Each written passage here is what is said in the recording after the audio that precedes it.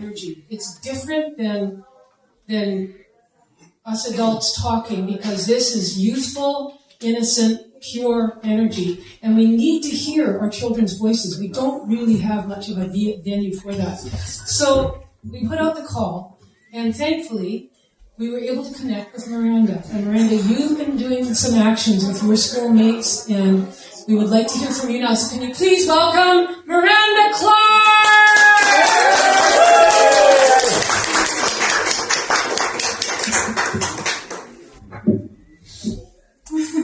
Okay.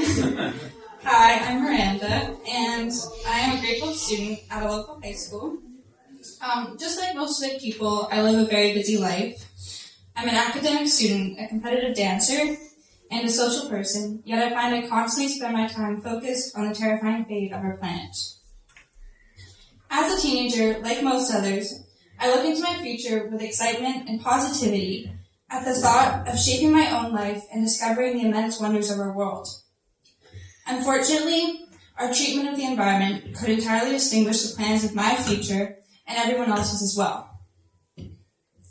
I want to be able to share with my future children the best ways to build a snow cave, or share the simplistic beauty of hiking and camping in the vast variety of forests and climates of our world, just as my parents have done for me. I don't want the snow and glaciers to be melted, or the trees burned down to a plastic-covered forest floor. I have grown up in a family that appreciates nature and our environment more than anything else.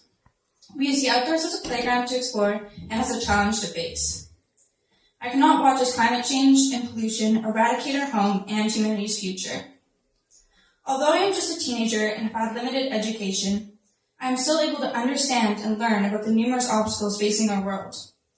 As youth, we have the most to lose, and with that, the most reason to invest in this cause. We simply do not have time to waste. In the past year, I have become increasingly concerned about the fate of our world, and my family and I have begun changing some simple things. We decided to focus on the problems with plastic, as simple solutions already exist, but have not been embraced by society or implemented by government. Plastic alone has enough detrimental effects to significantly impair our way of life. Since plastic began to be manufactured in the 1950s, over 8.3 billion tons have been produced, and merely 9% of this is recycled. Plastic never fully decomposes, but breaks into smaller and smaller pieces, contaminating our waters and food. According to the UN, over 90% of all birds and fish have plastic in their digestive systems.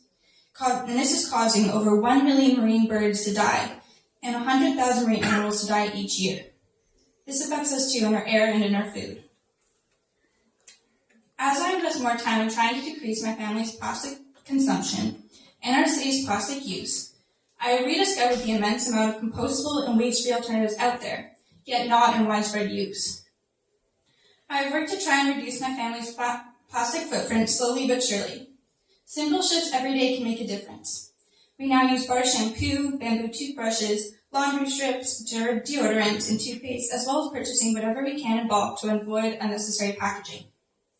We are also hoping to buy an electric car in the near future. For our community, I've been working with Green Century, a compostable product company based out of Richmond, and presenting alternatives to local companies on how they can shift away from single-use plastics. I have also begun an Instagram account and soon a website to share with others on how they can make simple changes in their everyday lives. I have just started this journey and plan to do far more in the next year before studying environmental science in university.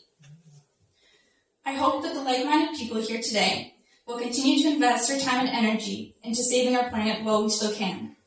We need as many caretakers of the earth as possible, but we also need the government to legislate change. And that is why we're all here today. Thank you.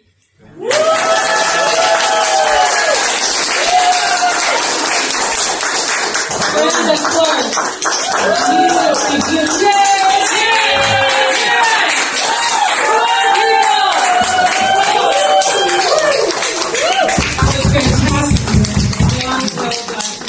Thank you for being here. Thank all of you young people for being here. We need you.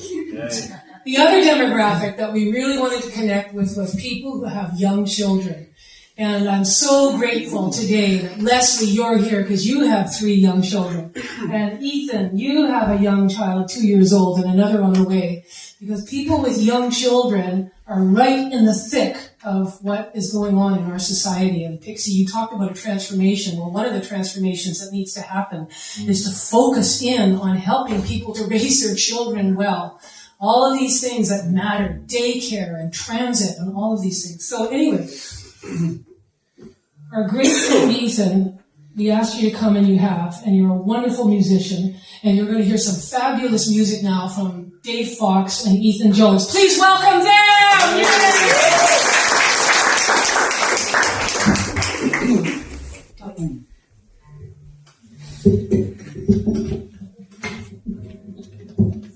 Hello. Thank you for having us. Sure. Mic check. Whoa, yeah.